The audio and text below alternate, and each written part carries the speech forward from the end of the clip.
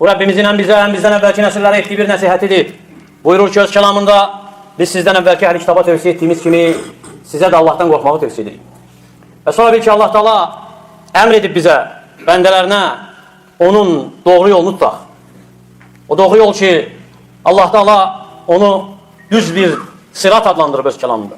Bəli, bugün söhbətimiz siratdan olacaq. Və iki sirat gəlib. Quran və sünnəyə baxdığımızda ən birincisi o sirat ki, əmr olunub bizə bu dünyada onun üzərində olaq. O ənə hədə sirat-i müstəqimə. De, bu mənim doğru yolumdur. Yəni müstəqim, düz olan siratımdır. Yolumdur. Fəttəbi'u, ona tabi olun. Və lə təttəbi'u subul. Yollara tabi olmayın. Fətəfərrəqə bikum ən səbili. Sizi o yollar məndən azdırmasın. Zəlikum vəsakum bihi ləalləkum təttəqun. Sizə bunu tövsiyə edir ki, bəlkə qorxasınız. Və bu doğru yol, hansı ki bu dünyada əmr olunub bizə tabi olaq. Bu sirat, hansı ki onun üzərində olmalıyıq, addımlamalıyıq. Allahın kitabıdır, Peyğəmbərinin sünnəsidir. Hansı ki Peyğəmbər sallallahu aleyhi və səlləm onun üzərindeydi, əshabı onun üzərindeydi. Və onların yolunu yaxşılıqda tabi olub addımlayan təbiinlər onun üzərindeydi. Ona görə bu siratın, dünyadakı siratın iki dayağı var. İki əsası var. Ən birincisi tevhiddir. Allah'ı ibadətdə fərdləşdirmək, ondan qeyrisinə ibadəti sərf etməmək. İkincisi də Peyğəmbərinin sünnəsinə tabiçiliyidir. Peyğəmbərinin sünnəsindən tutunmaq. Kim ibadətlərdən neysə, Allah'tan qeyrisinə sərf edərsə, artıq bu yoldan çıxıb, bu yoldan azıb. Və kim dində Muhammed sallallahu aleyhi və səlləmin gətirmədiyi bir şeyi bu dinə əlavə edibsə, istər əqidə olsun, istər ibadət olsun, artıq bu yoldan çıxıb, bu siratdan azıb. Ona görə bu yolda addımlamağın nəzəmətliyinə görə Allah Taala əmr edib bizə namazlarımızda, hər rükətdə bu yola hidayət olmağımızı istəyək. Fatihə surəsində oxuyursan, ihdinə sırat-ı müstəqim. Məni doğru yola hidayət et. O müstəqim olan sirata. Ona görə heç kim deyə bilməz ki, mənə bu doğru yola hidayət olmağa ehtiyac yoxdur. Və mən doğru yoldayım artıq. Xeyr, əgər Allah Taala hidayət etməsəydi bizi, bu doğru yola nə iman edərdik, nə təsdiqləyərdik, nə namaz qılardıq. Ona görə zəlalətdə olan da istəyir hidayətə gəlməyi, bu doğru yola müvəffəq olmağı. Eləcə də hidayətdə olan da Allahdan istəyir ki, Allah Taala onu hidayət etsin bu doğru yola. Yəni sabit etsin. Hətta onunla qarşılaşana qədər sabit olsun bu doğru yolda. Və hər gün o hidayətinin artırılmasını istəyirsən, Allah Taala səni sabit etsin deyə. Ona görə kim hidayət yolunda qalmaq istəyirsə, onun yolu faydalı elmdir. Və salih əməldir. Çünki bu ikisi olmadan o doğru yola hidayət ola bilməzsən. Olsan belə sabit ola bilməzsən. Çünki o yol elə bir yoldur ki, Allah Taala onu seçdiyi bəndələrinə verib. O bəndələrə baxsan görərsən ki, o bəndələr peyğəmbərlərdir, siddiqlərdir, doğru danışanlardır, şəhidlərdir, salihlərdir. Amma kim ki öyrənir, elm var onda, lakin əməl etmir, onu bənzədib Allah Taala zəlalətdə olanlara, azmışlara, hansılar ki Allahın qəzəbinə düçar gəliblər. Bilirdilər, lakin tətbiq etmirdilər. Öyrəndiklərinlə əməl etmirdilər. Və kim ki bilmədən Allah Taala ibadət edir, öyrənmədən Allaha yaxınlaşır sözlərlə, əməllərlə, hansı ki özü ixtira edib, və kimsə ixtira edib, hansı ki Allah Taala əmr etməyib, nazil etməyib kitabında, nə də Peyğəmbəri vasitəsilə göndərməyib. Onlar da zəlalətdədirlər. Və görərsən ki, heyrət içərisindədirlər, əməl edirlər, lakin nə elm var, nə bəsirət, cahilcəsinə. Ona görə Allah Taala əmr edib bizə sığınaq bu iki vəsfdən. Qayril məğdubi əleyhim vələddallin. Azmışların və zəlalətə uğramışların yoluna yox. Ona görə bil ki, Allah Taala necə bu dünyada bu doğru yolu əmr edib bizə. Bu doğru yol şansı ki, onda əyrilik yoxdur. Onun üzərində getməliyik. O doğru yol səbəbdir, qiyamət günü digər yoldan azmayasan deyə. Digər yolda həlak olmayasan deyə, bəli, başqa sirat da var. Hansı ki, qiyamət günü olacaq və cəhənnəmin üzərində qurulacaq bir körpü kimi. İnsanlar onun üzərindən keçəcək və təhlükəli körpüdür. Qorxuludur, dəhşətlidir. Çünki həlakın hər bir səbəbi cəm olub onda. Onun üzərindən keçəndə cəhənnəmə düşmək var. Həlak olmaq var. Yalnız istisnadır kim? Kimi Allah Taala hifz etsə, qorusa. Ona görə o yerdə nicat da var. Bəli, nicat da var, xilas da var. Uğur var, elə bir nicat ki, onun misalı yoxdur. Onun bənzəri yoxdur. Fəmən zuhziha anin-nari və udxiləl cənnə fəqət fəz. Kim cəhənnəmdən, kim oddan qoparılıb cənnətə daxil edilərsə, artıq uğura satıb. O məl həyatud dünya ilə məsəl qurur. Bu dünya həyatı isə aldırıcı bir ləzzətdən başqa bir şey deyil. Cəhənnəmdən qoparılmaq, oddan qoparılmaq o an, o gün elə bir nicatdır, elə bir uğurdur ki, onun bənzəri yoxdur, onun misalı yoxdur. Vəsf edə bilmirsən.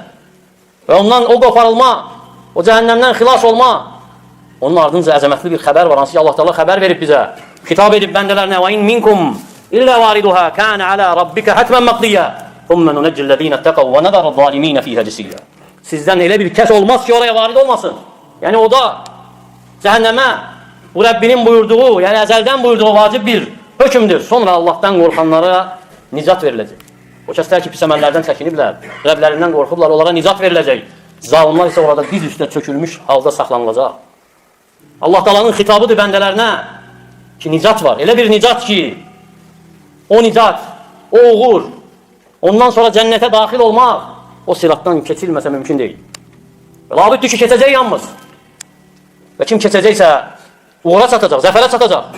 Və Peyğəmbər sallallahu aleyhi və səlləm bu ayəni təfsir edəndə bəyan edib ki, oda girmək, hansı ki, hamı keçəcək ondan, hamı girəcək ora, o siratın üzərində addımlamaqdır. Ona görə İmam Müslim rəvayət edir Cabir radiyallahu anhudan, deyir ki, Peyğəmbər sallallahu aleyhi və səlləm dedi ki, "La yadxulun nara ahadun bay'a tahta şəcər." Ağacın altında beyyət edən heç kim oda girməyəcək. Hafsa radiyallahu anha dedi ki, "Əleyhissallahu qad qala və in minkum illa variduha." Məgər Allah Taala deməyib ki, sizdən hər biriniz ora varid olacaqsınız. Yəni hər biriniz oda girəcəksiniz. Deyir ki, sallallahu aleyhi və səlləm, "Ələm təsmə'ihi qal." Məgər eşitməmisən ki, deyir Allah Taala, "Thumma nunəccillezîne ittaqav və nəzərəz-zalimin cisiyyə." Sonra Allahdan qorxanlara nicat verəcəyik. Zalimları isə dizi üstə çökülmüş halda orada saxlayacağıq. Ona görə də o sirat, hansı ki, hamı keçəcək onun üzərindən. O çox dar bir yol olacaq. Dar bir körpü olacaq. Çox incə, hətta tükdən belə incə, qılıncdan belə iti və bununla yanaşı, bu incəliklə yanaşı çox zülmət olacaq. Çox qaranlıq olacaq. İnsan zülmətli, geniş yolda gedəndə belə az qalır ki, yıxılsın, dursun, hərəkət edə bilmir. O ki, qaldı o zülmətli, iti, sürüşkən o yolda. Və ən birinci, kim keçəcək o yoldan? Mühacirlərin kasıbları. Yahudilərdən biri Peyğəmbər sallallahu aleyhi və səlləmə sual verir. Deyir ki, "Əynə yəkunun nəs, yevmə təbəddəlul ardı qeyrəl ardı və səməvət." O gün yer başqa yerlə, başqa göylərlə dəyişdirildiyi bir vaxtda insanlar harada olacaq? Deyir ki, sallallahu aleyhi və səlləm, "Hum fi zulməti dunəl cüsr." Onlar o siratdan, yəni o körpüdən qabaqki zülmətdə, hələ keçməmişdən zülmətdə. Və deyir ki, Yahudi, "Fəmən əvvəlun nəsu icazətən." Elə isə ilk keçən kim olacaq onun üzərində? Deyir ki, sallallahu aleyhi və səlləm, "Fuqaraul muhacirin." Mühacirlərin kasıbları. Və beləcə insanlar hamısı keçəcək o əzəmətli gün, o körpüdən, onun üzərindən. Lakin onların hamısının keçməyə eyni olacaq, xeyr. Hamısı eyni keçməyəcək. Fərqli olacaqlar keçməkdə. Necə ki, İmam Buxari və Müslim rəvayət edir. Əbi Saidin Xudridən deyir ki, sallallahu aleyhi və səlləm, "Summa yudrabul cisru alə cəhənnəm." Sonra cəhənnəmin üzərinə körpü qoyulacaq, yəni sirat. Dedilər ki, "Ya Rasulullah, və məl cis?" Dedilər, "Ey Allahın elçisi, nədir körpü?" Dedi ki, "Dahtun məzillə." Qədəmlərin sürüşdüyü yer. Qədəmlərin sürüşdüyü yer fihi xatatif və kəlalib. Onun qarmaqları var, tikanları var. Və həsəkun təkunu binəcd fihi şəvkiyyə. Və nəcdə olan, səadən deyilən bir kol kimi tikanlı bitkiləri var. Hansılar ki, qarmaqdılar. Əyamirul mümin kətarfil əyn. Mömin onun üzərindən göz qırpımında keçəcək. Bir göz qırpımı kimi. Və kəl-bərqi. Və bir şimşək kimi keçəcək. Və kərrihi və kətteyri. Və külək kimi, quş kimi. Və kəcəvidəl xeyli və rikəb. Və ən sürətli at kimi və minikdə olan atlı kimi keçəcək. Fənəcim musəlləm. Nicat tapıb salamat qalan. Və məxduşun mursəl. Cırmaqlanıb, cızılıb, yəni o qarmaqlar ona yara vurub, göndərilən, yəni də xilas olan. Və məxduşun finnar. Və oda toplananlar. Və məxduşun finnar cəhənnəm və ya cəhənnəm oduna toplananlar. Və Əbu Saidin Xudri başqa rəvayətdə deyir ki, "Bələğən yənnəl cisru ədəqqu minəş-şə'ri və əhəddu minəs-seyfi." Mənə satan xəbərdə o körpü tükdən daha incə, qılıncdan daha itidir. Ona görə siratın üzərindəki o qarmaqlar, o tikanlar, hansı ki insanları götürüb salacaq cəhənnəmə, atacaq cəhənnəmə. Peyğəmbər sallallahu əleyhi və səlləm vəsf edir ki, insanlar eyni dərəcədə olmayacaq. İsimlərə bölürlər. Ən birincisi nicat tapanlar, hansı ki onlara toxunmayacaq bu qarmaqlar, bu tikanlar. Və ikinci o insanlar ki onlara toxunacaq o qarmaqlardan. Yaralayacaq onları, lakin yenə də salamat olacaqlar oddan. Və üçüncü sinif oda düşənlər, odda toplananlar. Yəni o insanlar ki onları, o qarmaqlar oda salacaq. Və gəlib ki, siratın hər iki tərəfində əmanətlə qohumluq əlaqəsi dayanacaq. Hər iki tərəfində xainlə qohumluq əlaqəsini kəsənin tutub ora salmaq üçün cəhənnəmə. Ona görə o əhvalın şiddətinə görə, dəhşətinə görə həmin gün dillər danışmayacaq, dillərə düyün vurulacaq. Heç kim danışmayacaq, yalnız elçilər danışacaq. Və onların dediyi söz nə olacaq? Allahümmə səllim, səllim. Allahım salamat et, salamat et. Və İmam Müslim rəvayət edir. Səhində Hüzeyf ibn Yəməndən. Deyir ki, Peyğəmbər sallallahu aleyhi və səlləm dedi ki, əmanətlə qohumluq əlaqələri siratın hər iki tərəfinə göndəriləcək. Hər iki tərəfinə. Deyir ki, İmam Nəvavi rahimehullah bu hədisi şərh edəndə o haqlarını, o qohumluq əlaqələrini və əmanət haqlarını pozanları tutmaq üçün, onlardan o haqqı tələb etmək üçün bu göstərir ki, bu ikisi Allahın yanında qədri necə əzəmətlidir, necə dəyərlidir. Ona görə əmanət, hansı ki verilib bizə və daşıyırıq onu, o əmanət ağırdır, ağır bir yükdür. O qədər ağırdır ki, yer, göy, səma imtina edib, dağlar imtina edib onu daşımaqdan. Lakin insan cahilliyi ilə mükəlləf olub onu daşımağa. Lakin bilir bu əmanətin mənası nədir? Yox. Nədir bu əmanət? İbn Abbas radiyallahu anh deyir ki, bu əmanət Allahın fərz etdiyi hər bir fərzdir. Bəndələrinə fərz etdiyi hər bir fərzdir. Və Əbul Aliyə deyir ki, bu əmanət Allahın əmirləridir, qadağalarıdır.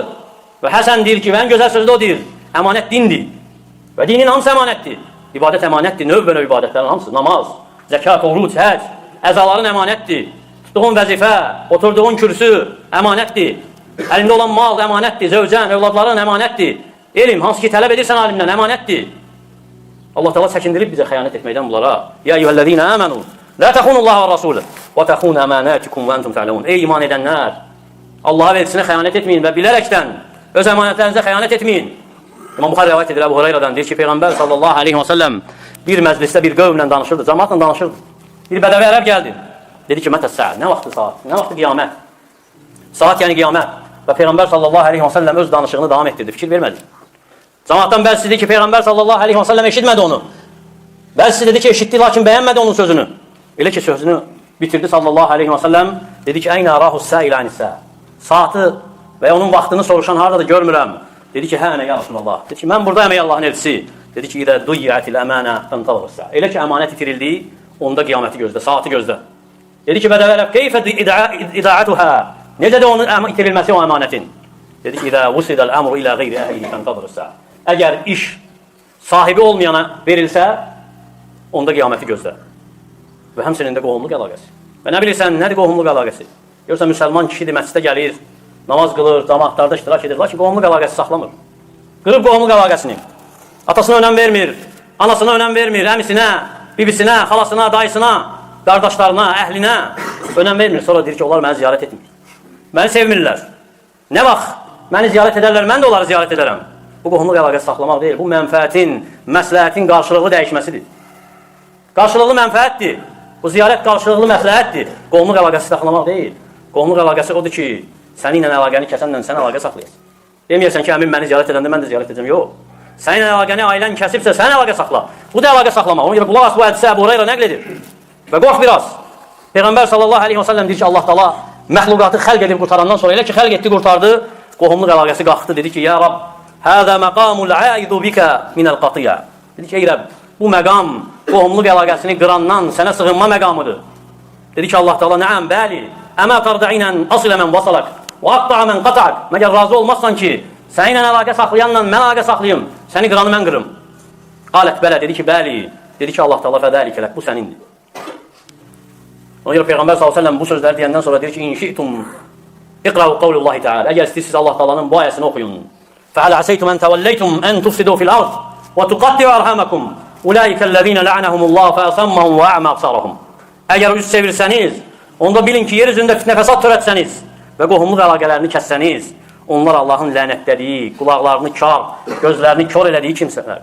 O siratdan keçməkdə qorxursansa, başbabların gəlməsindən, indidən get, qoy alnını, qoy burnumu torpağa, bəli Allah Taala'nın o torpağına, atanın əlindən öp, ananın əlindən öp, əmivin, bibivin, xalavın, yanına get, əlaqə saxla, qohumluq əlaqələrini kəsmə. Çünki Peyğəmbər sallallahu aleyhi və səlləm deyir ki, lə yədxulul cənnətəl qati'. Qohumluq əlaqəsi kəsən cənnətə girməyəcək. Ənəs ibn Məlik deyir ki, mən sarrahu ən yubsidə ləhu fi rizqih və yunşə ləhu fi əthərihi fəlyasil rahimə. Kim istəyirsə ki, ruzisi artırılsın və ömrü uzadılsın və ya onun öləndən sonra onun haqda xoş danışılsın, qohumluq əlaqəsini saxlasın.